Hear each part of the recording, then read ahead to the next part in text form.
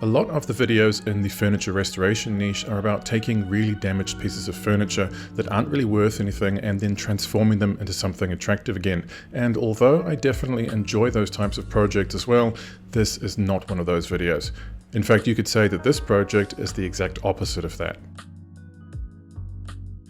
This video represents the third and final project I worked on together with Dimitrios, so be sure to check out the previous 2 episodes if you haven't already, because this video is definitely the grand finale. Dimitrios has brought with him a 1960s rosewood rocking chair by the Danish designer Helge Westergaard-Jensen. This is an extremely rare piece from Dimitrios' own personal collection, but it's not in the best condition, and so I promised him I could make it look like $1 million again, and so now the pressure is really on to give this piece the restoration it deserves.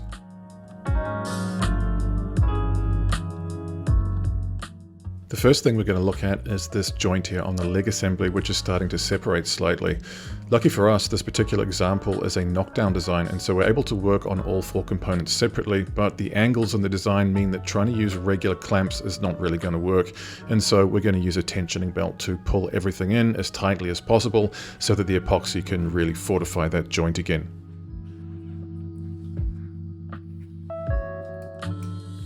This is not necessarily the perfect solution, but we have managed to close those gaps significantly here with lots and lots of epoxy in there. And so although this joint is now permanent, it definitely won't be coming apart again. We've actually even got a photo of the original plans here from 1961, where you can clearly see that each of these mitered joints features 2 dowels, and so there's nothing to worry about here in terms of stability.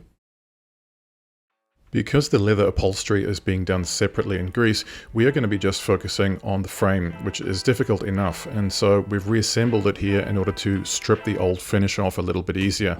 The epoxy has had a couple of days to dry now and everything looks good, so we can really get moving with the refinish. As always, we are using universal stripping gel here to remove the original finish, which we'll leave to soak in for about 20 minutes or so before scraping it off again. This would have almost certainly been nitrocellulose lacquer, and in any case I'm pretty certain it's the original finish, just going by how sun-bleached the timber is.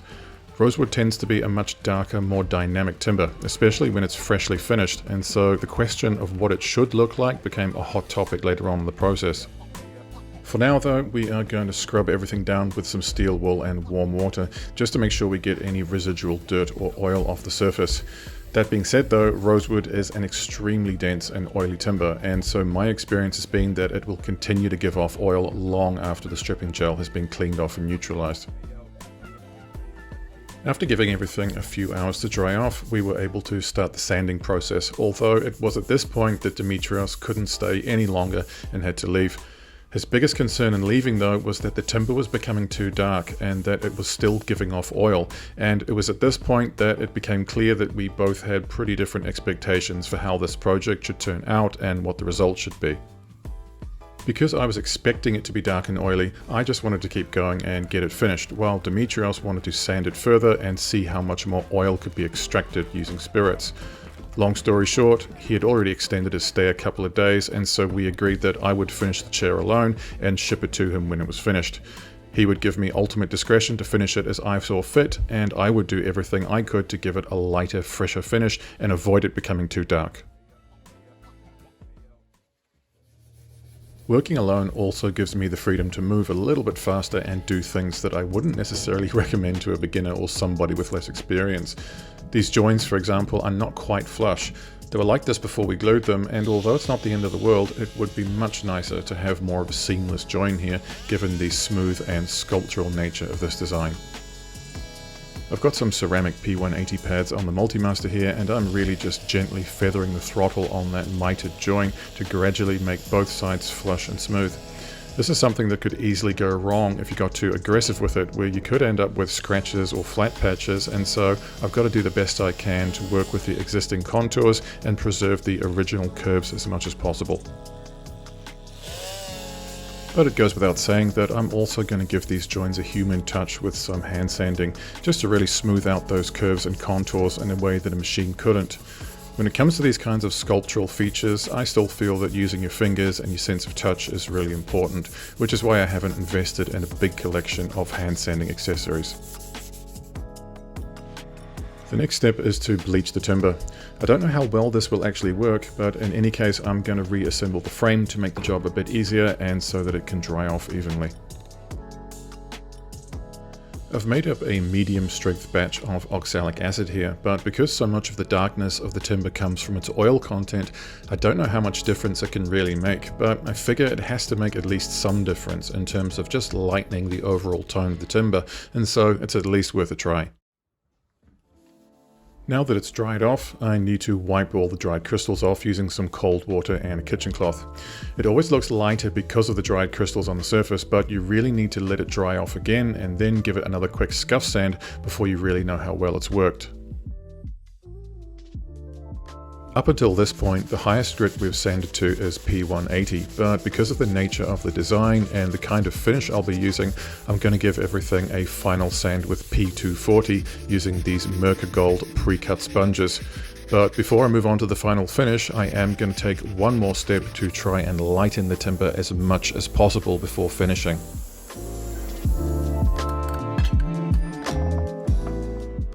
This is the same type of oil-based outdoor stain that I use on many of my other projects, but it's in the color of Oregon Honey Pine, which is a very bright, sort of a burnt orange color. I've used this on Rosewood before, and it definitely gave it a much lighter and more cohesive tonality, less patchy and more consistent, which is what Dimitrios wants with this chair.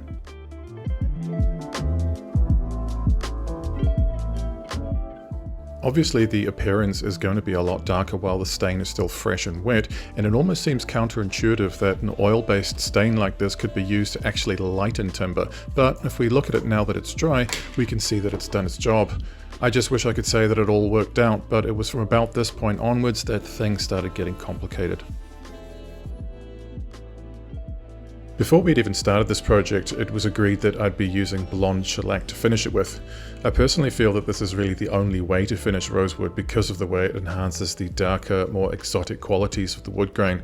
The plan is to apply somewhere between 4 to 6 coats of shellac and then add another 2 coats of tung oil varnish for some extra durability.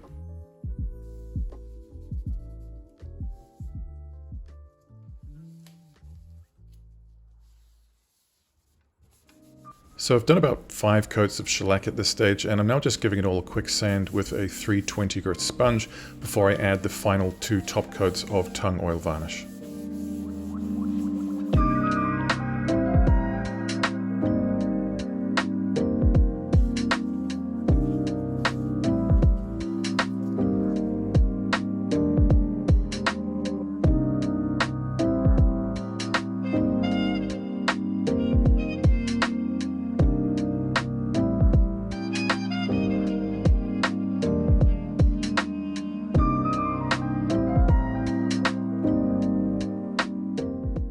One of the problems when using shellac though is that you can get these little ridges or runs forming.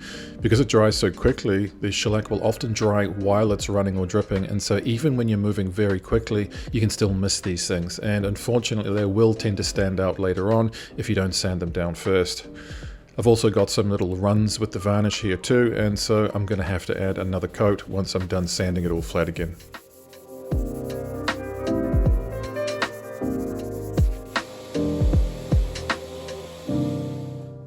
For this final coat, I'm switching from the Waterlox Original to the Waterlox Satin Top Coat Only varnish. The combination of all that shellac and varnish has meant that it is starting to get a little glossy, and the Waterlox Satin Top Coat tends to give a much more toned down, natural sort of a look, and so you sort of get the benefits of the varnish without it really looking like there's lots of varnish there.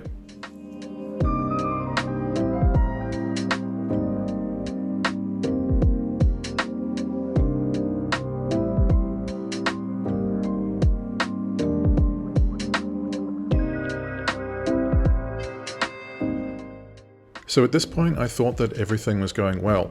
The finish was looking good, and although it had gotten a little darker, it was still looking pretty vibrant, and so I went through the final stages of sanding. First with sandpaper, then with a Scotch Brite pad to really flatten out any bumps in the surface, before moving on to the final polish with beeswax polish. But by the time the polish had dried and I started taking some photos for Dimitrios, the whole situation had changed and it was no longer looking the way it did when I was applying the final coat of varnish. I took it outside to take some videos of it under natural lighting conditions and it actually looked even worse. All the contrast and definition was gone, and Dimitrios agreed that it had almost a dark and dirty look to it, with very little shimmer or chatoyance and nothing that would really make it stand out as the exotic timber that it is. Long story short, something has gone wrong, and because of the value of the chair, I'm going to have to refinish it again. But this time I'm going to do it differently. I'm pretty sure that the last coat of varnish is what has caused this, but because I can't afford to take any more risks, I'm going to go for a simpler and more traditional finish. I didn't record me stripping the old finish off because it's dirty work and nobody needs to see it again.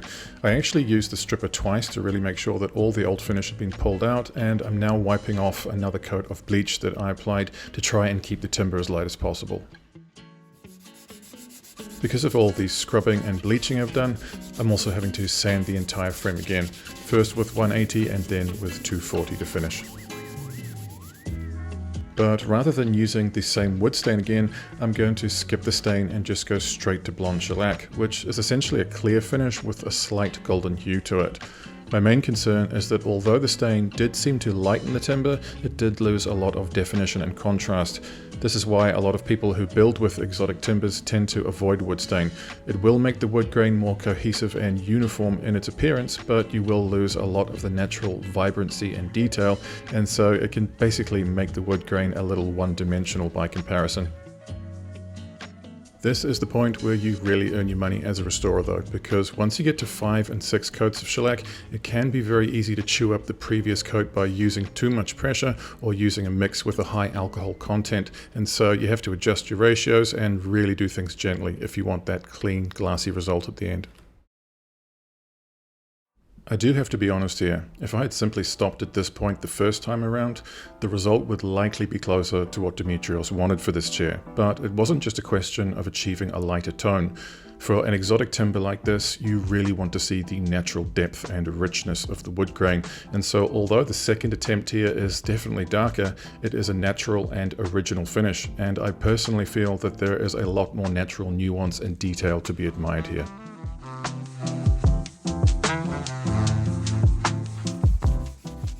In other words, the first attempt was artificially lightened to basically recreate the faded, sun-bleached tone of the 60-year-old finish, whereas what we've got now is going to be much closer to what this chair would have actually looked like at the time it was produced, with no stain and a clear lacquer finish.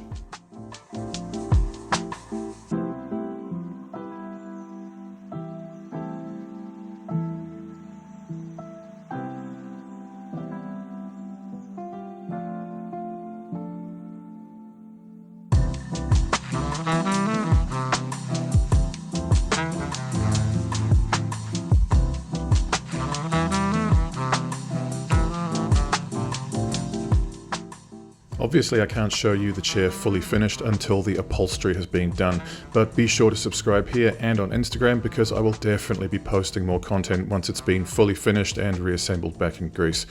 For now though, thanks for watching.